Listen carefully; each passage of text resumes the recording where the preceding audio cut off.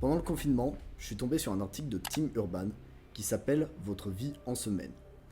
Et dans cet article, il montre ce que donnerait la vie de quelqu'un qui vivrait, on va dire, 90 ans si chaque semaine de sa vie était représentée comme un petit carré. Et c'est peut-être pas du tout ton cas, mais cette feuille, au début, elle me faisait un peu angoisser parce qu'elle me met face à une vérité que j'ai un peu du mal à accepter. Notre temps est limité. Pour mieux comprendre, j'ai imprimé ce petit papier. En gros, c'est sur un site, je rentre ma date de naissance et ça va me faire tous mes petits carrés, je vais l'afficher sur l'écran en m'affichant toutes ma date de naissance et du coup tous mes anniversaires à chaque année. Quand je vois ce nombre de semaines qui est approximatif parce que j'ai aucune idée de ma durée de vie, peut-être que je vivrai beaucoup plus que ce qui est affiché, enfin beaucoup plus, peut-être que je vivrai plus, peut-être que dans une semaine c'est fini. Mais c'est pas ça qui est important. Dans cette situation où tout se passerait entre guillemets bien, je remarque que chaque semaine est quand même précieuse. Et ça m'amène à me poser la question, est-ce que je tire vraiment meilleure partie de chaque semaine que je vis? En fait, j'ai l'impression de pas toujours me rendre compte que mes semaines passent.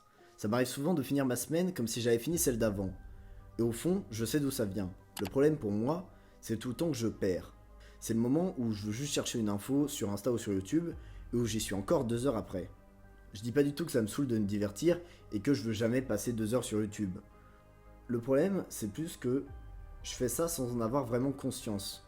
J'ai pas forcément conscience d'être à l'aise sur mon téléphone à ce moment-là pour passer 2 heures sur Insta. Et c'est plus ça qui va m'énerver. Vu que le sujet m'intéressait, je me suis renseigné sur le livre de Fabien Olicard qui s'appelle Votre temps est infini. Dans ce livre, j'ai vu un truc intéressant qui vient pas de Fabien Olicard mais qui l'explique. Si chaque matin, on se levait avec 1440 euros à dépenser le jour même, mais on ne sait pas pendant combien de temps on va recevoir cette somme tous les jours, qu'est-ce qu'on en ferait? Je me suis posé la question, et après m'être posé la question, il explique qu'il faut comprendre que ce jeu, où on reçoit 1440 euros par jour, on joue au même jeu, mais avec nos minutes, avec les minutes qu'on a à disposition dans une journée. Et avec ces minutes qu'on a à disposition, c'est à nous de choisir comment on les dépense, mais surtout de les dépenser en ayant conscience. Et pourtant, je dépense pas du tout, mais comme tout le monde, je pense, je dépense pas du tout les minutes que j'ai à disposition dans ma journée, comme je dépenserais cette même somme d'argent.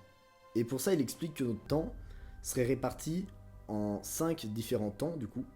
Un temps d'abord professionnel, tout ce qui va être le travail, que ce soit pour ses projets perso ou pour autre chose. Le temps personnel, donc ça va être partir en vacances avec des potes, regarder des films, voir ses potes, les loisirs, tout ça. Le temps pour soi, donc tout ce qui va être sport, lecture. Le temps obligatoire, donc tout ce qui est trajet, hygiène, sommeil, le temps dont on peut pas se passer. Et le temps perdu, dont je parlais juste avant. Le temps qu'on ne dépense pas en ayant pleine conscience. Et c'est à chacun, et à moi, du coup, de gérer ces différents temps proportionnellement à mes objectifs, et en essayant d'avoir le moins de temps perdu possible. Au final, on se rend compte dès qu'on se renseigne un peu sur le sujet, qu'il n'y a que le temps présent qui existe vraiment. Le futur, le nombre de petites cases qui me restent sur ma feuille, je sais pas s'il existe et en quelle quantité il existe. Mais tout ça, ça me permet une chose, prendre conscience de ma mortalité. Je crois que c'est le fait que mon passage sur Terre soit éphémère qui le rend aussi intéressant. Parce que si j'étais là pour toujours, j'aurais jamais rien envie de faire. En fait, si j'ai envie de faire des choses, d'essayer des projets, de lancer des trucs, il faut que je le fasse maintenant. Car plus tard, c'est peut-être trop tard.